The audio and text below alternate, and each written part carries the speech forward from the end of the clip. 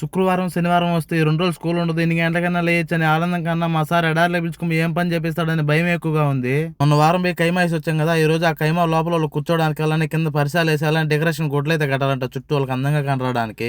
ఎడార్లోకి వస్తే నీరు లేకుండా కింద ఉండే జూలి అంతా నీట్ గా పరిచేసి దాని మీద ఉండే దుమ్ము అంతా తోసేసాము. వీళ్ళు చాయ్ తాగుతూ కూర్చోడానికి కావాల్సిన బెడ్లు తేడానికి అయితే పోతున్నాము. అవి వేరే లారీలు అయితే ఉన్నాయి. ఈ లారీ లోపలికి చూస్తే అవతలకి వెళ్ళి సామాన్లు తీసుకోవడానికి ప్లేసే లేదు. అందుకని చెప్పి కైమా లోపలికి అట్టే డిజైన్ కూడా అయితే తీసుకుని అయితే వచ్చేసాము. ఆ గుడ్డు తీసుకుని వచ్చి కైమా లోపల వేసేటప్పటికి ఎడారిలో పని చేసే వాళ్ళు ఫోన్ అయితే చేశారు, అన్నం చేసాం తిన్నాం రండి అనేసి. మా సార్ ఇంట్లో అన్నం ఇచ్చేటప్పుడు 2:30 అవుతుంది కదా, మీరు ముందుగా ఎడారిలోకి వెళ్ళి పని చేస్తామండి, ఎడారిలో పని చేసే వాళ్ళకి ఫోన్ చేసి చెప్తాను, మీకు ఇక్కడ అన్నం చేయమని చెప్పి అన్నాడు.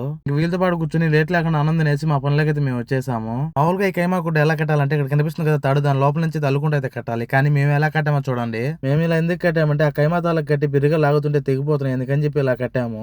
సేమ్ ఇలాగా ఆ గుడ్డ ఎంత ఉందో కైమా లోపల అంతా కట్టేసి ఇంకోళ్ళు కింద కూర్చోడానికి కావాల్సిన బెడ్లు తేవడానికి అయితే పోయాము. మా సార్ ఏ కలర్ కి సంబంధించిన బెడ్లు ఎక్కువ ఉన్నాయి అయితే భయమని చెప్పాడు. మాకు కావాల్సిన బెడ్లన్నీ బయట అయితే వేసేసాము, మిగతాన్ని లోపలైతే సర్దేశాము. ఈ బెడ్లని ఒక్కొక్కటి కైమా దగ్గరికి మూయాలంటే టైం పడుతుందని చెప్పి 180 బండి తీసుకొచ్చి బెడ్లని 180 బండ్లు అయితే వేసి కైమా దగ్గరికి అయితే తీసుకొని వచ్చాము. ఆ బండ్లో ఉన్న బెడ్లన్నీ కైమా లోపల వేసేటప్పుడు మొబైల్ అయిపోయింది. అందుకని చెప్పి ఎడార్లో పనిచేసే వాళ్ళ దగ్గరికి వెళ్ళి టార్చ్ లైట్ తీసుకుని బండి మీద అయితే పెట్టి లోపల అయితే పని చేస్తున్నాము. ఇక్కడ కనిపించే కడ్డీలు ఎందుకు అని మీకు డౌట్ అయితే రావచ్చు. ఎందుకంటే జూలియా చుట్టూ ఆ కడ్డీలు కొట్టి కింద బెడ్లు వేసుకొని కూర్చొని ఆనుకోవడానికి. ఆ కడ్డీలన్నీ కొట్టి బెడ్లను వేసేటప్పుడు లాస్ట్ అవుట్ ఫిట్ ఎలా అయితే వచ్చింది, ఎలా ఉందో కామెంట్ అయితే చేసేయండి. నా వీడియోస్ నచ్చినట్లయితే ప్లీజ్ సబ్స్క్రైబ్.